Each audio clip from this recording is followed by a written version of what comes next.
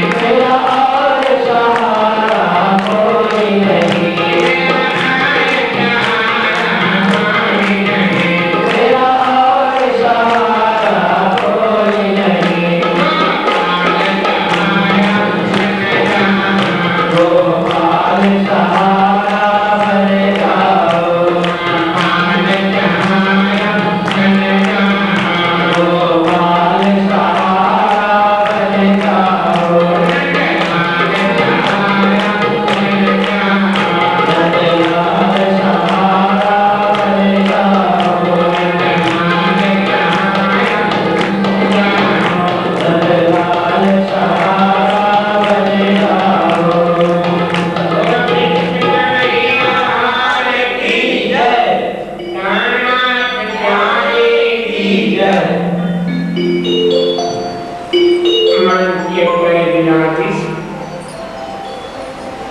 कृष्ण प्रणामी सर्वधर्म वृंदावन के संचालक युवा संघ के साहित्य मुकंदरी अन्य विभजन संतजन सैधर्म प्रेमी मातृ शक्ति सज्जन भक्त समुदाय सकल श्रोमणी सदस्य कल सायंकालीन भद्र चर्चा में आपने सुना द्वापर युग में जब रावण के अत्याचार अतिशय चरम सीमा पर बढ़ गए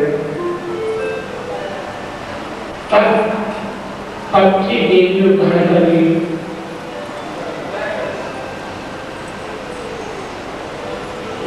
भगवान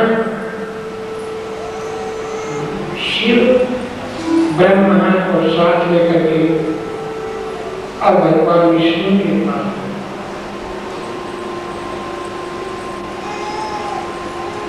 विनती किया, महाराज जैसे सतयुग में हिरण्याकश्यप के अत्याचार अतिशय बढ़े था, तब आपने नरसिंह भगवान के रूप में अवतार लिया। त्रेता युग में जब रावण के अत्याचार अतिशय बढ़े, तब आपने मर्यादा पुरुषोत्तम राम के रूप में अवतार लिया। एक भगवान विष्णु अब द्वापर युग में कंस के अत्याचार अतिशय बढ़ गए। कृपया आप अपना पावन अवतार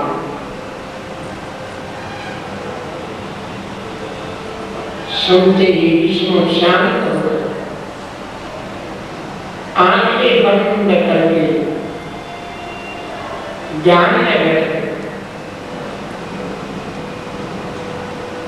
देवता भगवान ने कहा, हे भगवान विष्णु, ये ध्यान का समय नहीं, ये तो काम का समय है। विष्णु के भी ध्यान में बैठ गए। क्यों? यहाँ पर प्रसंग आता है जब चौथे दिन की शाम की भागवत कथा सुखदेव जी सुनाने लगे, तो कहा, हे परीक्षित, अब तक मैंने जो तुझे भागवत कथा सुनाई है वह सारी कथा भूल जा। इससे पहले जितनी भी कथा सुनाई है वो सब कथा भूल जा। 88,000 ऋषि मुनियों को आश्चर्य हो, सबके हाथ जुड़ गए। सभी ने एक साथ कहा, हे गुरुदेव, हे सुखदेव जी महाराज, इतनी अच्छी कथा हमने आज तक नहीं सुनी। एक मिनट भी आंखें बंद करने का भी मन नहीं करता। श्रोता प्रवक्ता आंखें एक रहती है तभी सुनने का और सुनाने का आनंद आता है। श्रोता ने जब आंखें बंद कर ली, ये समझो उसका कथा से मन कहीं और जा चुका। आंखों का और श्रवण सुनने का एक संबंध है। जहां आपकी आंखें जाएंगी मन में नहीं जाएगी। इसलिए मैं विनती किया करता हूं कि कथा प्रारंभ होने के बाद कोई आगे बताए, मतलब श्रोताओं के आगे दिखाएगी, जो कौन आ गया उसकी तरफ कथा की तरफ से एक मिनट के लिए से मन कथा से, ज्ञान से अलग हो जाता है। इसलिए कथा प्रारंभ होने के बाद आगे नहीं आना। अर्थात अजान मुनि हाथ जोड़ करके दीक्षित को, सुखदेव जी को प्रणाम करके पूछ रहे हैं, महाराज कथाएं बहुत सुने, प्रवचन बहुत सुने, पर ऐसा आनंद, ऐसा रस और ऐसी मदद बात कभी नहीं। एक एक शब्द में हमें बरसा और आप कहते हो कि अब तक की कथा भूल जाओ, क्यों? संत महात्मा गुरुजन तो कहा करते हैं, याद रखो। मैंने कल क्या कथा सुनाई किसान को बताओ। सुखदेव जी क्या कहते हैं, अब तक की कथा भूल जाओ। कौन सुखदेव जिन्होंने अपने जीवन में एक आसन पर बैठ करके कभी कथा नहीं सुना, इससे पहले कभी भी सुखदेव जी एक आसन नहीं बैठे। कितना सुनाते हैं, एक गौ का दूध निकालने में कितना टाइम लगता है? आधा घंटा, अधिक से अधिक पौना घंटा। सुखदेव जी कथा सुनाते हैं, प्रवचन सुनाते हैं, कितना? आधा घंटा और पौना घंटा, और फिर चल पड़ते हैं। फिर आगे कर करते हैं, जैसे गंगा का डूबती नहीं है बैठती रहती, ऐसे सुखदेव जी का डूबती नहीं। सुखदेव जी अपने जीवन में डूबते नहीं, चलते रहे। उपदेश किया, आधे घंटे तक पड़े। आज पहली बार एक आसन पर बैठ कर और कथा सुना रहे। इसका भी एक कारण है। पांडवों ने अश्वमेध किया, उस अश्वमेध यज्ञ में भगवान कृष्ण जी को अध्यक्ष बनाया, यज्ञ का अध्यक्ष प्रधान। उन्होंने सब सेवाएं बांटी, 2 सेवाएं कर बाकी बड़ी बड़ी सेवाएं सबको दी, और 2 सेवा छोड़ देखने और थी बड़ी महान। वह दोनों सेवा कृष्ण ने अपने पास, और कौन सी?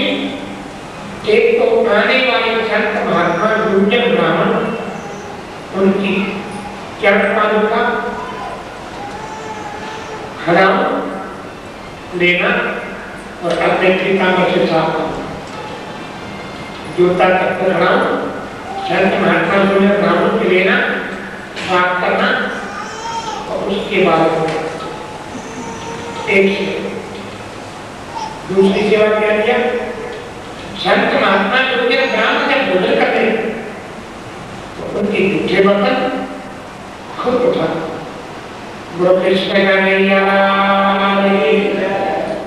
संत महात्मा गुरुजनों ब्राह्मणों के जूठे बर्तन कृष्ण खुद उठाना, ये 2 सेवा महान लिया।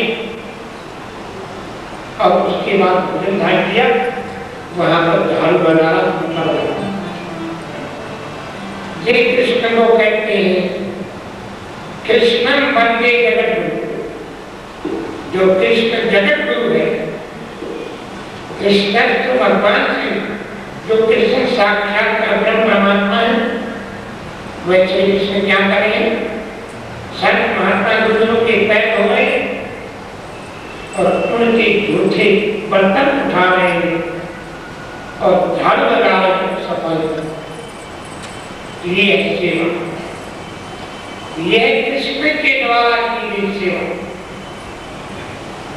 हमें क्या करना चाहिए? विचार करें अपने अपने मन में। जब कृष्ण गिरती सारा संसार पूजा करता है, जब ये कृष्ण को जगत गुरु कहते हैं और वे कृष्ण कर क्या रहे? संत महात्मा गुरुजनों के चरण हो रहे और उनके झूठे पत्रों था। तेरी सजनों, सेवा सबसे बड़ी। सेवा में कभी भी पीछे मत हटना। सेवा धर्म परमम कहना, योगी नाम अपने दुर्लभ। सेवा तो बड़े बड़े योग्य बने बने। तुम सेवा से पाओगे पाप। प्रेम सेवा वाले प्रकट की विपरीत कभी आवा। ये सेवा से बढ़कर के कोई काम। संसार सागर से करना दो ही चीज, सेवा और सुमिरन। वैसे किसी जिज्ञासु ने कहीं तीर्थ में जाकर के पूछा कि अब हम तीर्थ में आए और चले गए, हमें छुटकारे में कोई उद्देश्य, छोटा उद्देश्य हो जो हम व्यक्ति अपना काम करते हुए तो कोई छोटे उद्देश्य के अनुसार कर करके और अपने जीवन को सफल बना सकते, कल्याण। संत ने कहा, ये सब गृहस्थी जीवन में दैनिक कार्य करते और 5 सहकार को याद रखना। पंच सहकार थोड़ा सुंदर उपदेश है, ज्ञान से सुनना। पंच सहकार को अपने साथ ले जाओ। पंच सहकार को कभी भूलना मत। कौन कौन से? पहला सहकार है सत्संग। आप घर में जाकर के 24 घंटे में 1 घंटे सत्संग करना। 24 घंटे में 1 घंटे सत्संग अवश्य करना। बाहर में अगर सत्संग नहीं मिले तो घर में सारा परिवार मिलकर के सत्संग मिले। सत्संग से क्या मिले? सत्संग से मिलेंगे सद्विचार। दूसरा से क्या है? सद्विचार। और तीसरा से क्या है? सद्गुरु। अपने सद्गुरु को हमेशा याद रखें, क्योंकि बिना सद्गुरु के जीवन का कभी कल्याण नहीं हो। चाहे 4 वेद कंठस्थ करो, चाहे 6 शास्त्र और 18 पढ़ कंठस्थ करो, चाहे सारी गुरुवाणी आपको कंठस्थ करो, और संसार सागर के पार जाना है तो सतगुरु का सदुपदेश को याद रखें। सतगुरु के द्वारा तो सदुपदेश मिला, क्योंकि कहा कि मृत जल से तो तीर्था भागे तो गुरु में जीव पार पाए। मृत जल से कभी प्यास नहीं बुझ सकती। इसी प्रकार बिना सतगुरु के संसार सागर से कोई पार नहीं जा सकता। सतगुरु के बिना संसार सागर से कोई पार नहीं जा सकता।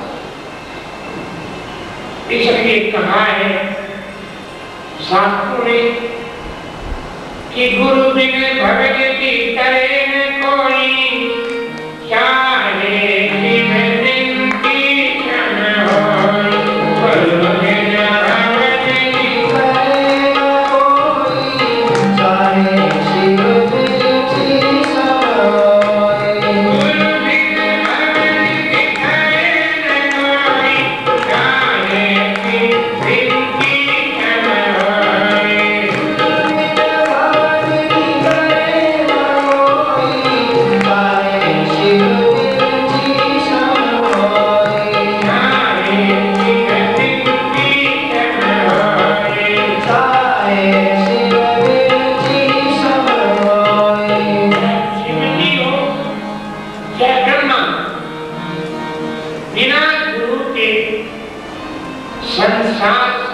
से पार नहीं होती। इसलिए कहा है राम कृष्ण से कौन बड़े, उनने भी गुरु की, छोटे लोग के मालिक थे और बड़े गुरु के अधीन। सदगुरुदेव महाराज तो कहा चाहे राम है चाहे कृष्ण है, ये पंचतत्व का तन धन करके आए हैं, वह भी सदगुरु की शरण। इसलिए कहा है